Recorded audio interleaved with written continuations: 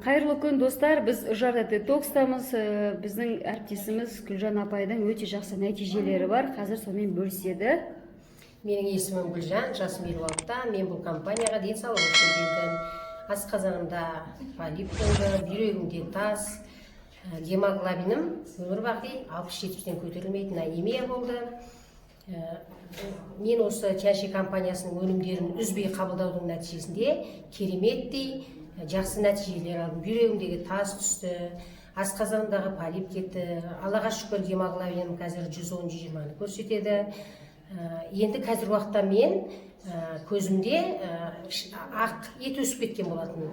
Сол жақ көзімде. Ол қарашықтың жартылай жауып қалған болатын. Қазір мен осы өнімдерді ішіп, осы көзімдегі етті емдеп жатырмын. Нәтижем керемет десем де болады, өйткені қазір ол көзімді басып кеткен ет кішірейіп, жинақталып қалды.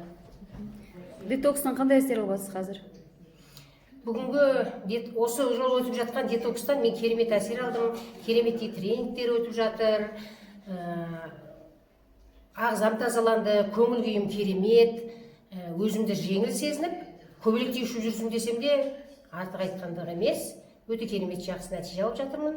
Ұйымдастырушыларға айтар алғысым шексіз. Жадыра ханымға, Майгүл ханымға және Бақтыгүлге көп-көп рахмет. Алла разы болсын.